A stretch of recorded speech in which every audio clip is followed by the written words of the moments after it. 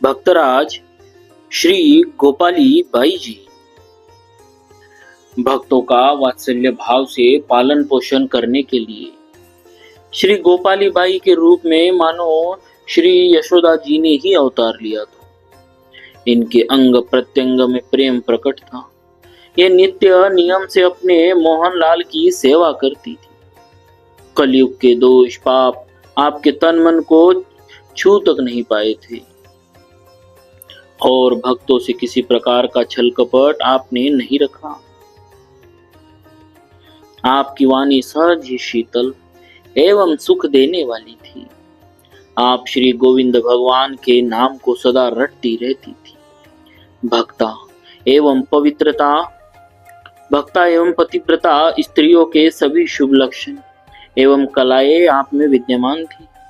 स्वभाव से धीर गंभीर एवं संतों में श्रद्धा भक्ति रखने वाली श्री गोपाली बाई का अंतःकरण सदा परम पवित्र रहता। इन्होंने वात्सल्य रसमयी भक्ति अपने हृदय में धारण की। गोपाली जी बाई भगवान श्री कृष्ण की वात्सल्य भाव से भावित भक्ति करती थी। श्री यशोदा जी ही भक्तिमती गोपाली के रूप में गोलोक से पृथ्वी पर आ गई थी। वही आवेश आपके अंग में था। प्रेम से मोहनलाल की सेवा करती। एक बार इनकी भक्ति पर रीझ कर प्रभु एक संत का वेश धारण कर इनके घर पर पधारे। उस समय श्री गोपाली बाई जी श्री ठाकुर जी को भोग लगा रही थी। संत भगवान का सत्कार करके प्रसाद से भरी थाली लाकर बाई ने संत के सामने रखकर प्रार्थना की। प्रसाद पाई। संत ने कहा पहले भगवान को पवाओ। बाई ने कहा भगवान तो गंध मात्र ग्रहण करते हैं, मैं उन्हें कैसे पवाऊं। संत ने कहा यदि आप अपने हाथ से उनके श्रीमुख में ग्रास दे दे तो वे अवश्य ही खाएंगे। बाई ने मंदिर में थाल ले जाकर अपने हाथ से भगवान के मुख में ग्रास दिया। बड़े प्रेम से भगवान ने खा लिया। इससे बाई को बड़ा भारी सुख हुआ। वे प्रेम में विभोर हो गई।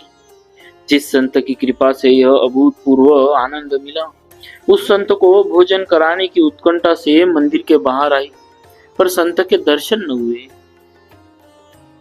अब इन्हें बेचे आप समझ गई कि वे संत भगवान ही थे। फिर आप मंदिर में श्री ठाकुर जी को पवाने लगी। इस बार प्रभु ने कुछ भी नहीं खाया। तब ये अधीर होकर रुदन करने लगी।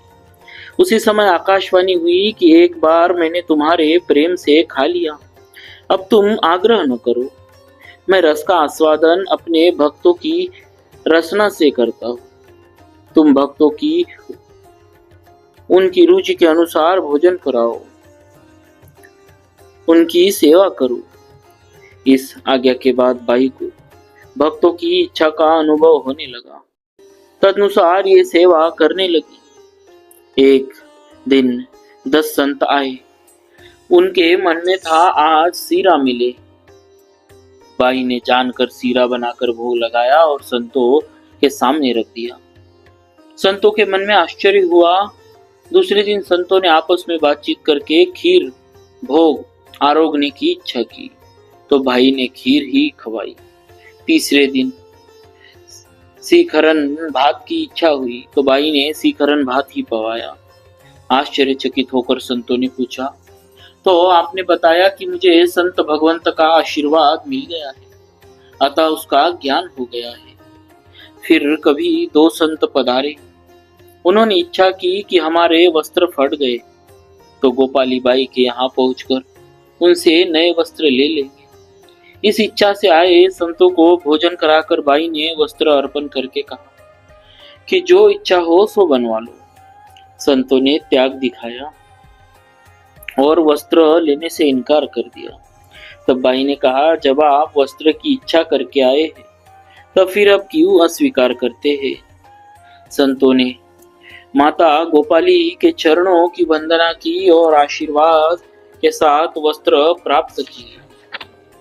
इस प्रकार इनका सुयश संतों में फैल गया। भक्तों, ऐसा मातृत्व भाव से संत सेवा, भगवंत सेवा करती हुई और ऐसा चमत्कारी जीवन रहा भक्त माता श्री गोपाली बाई जी का।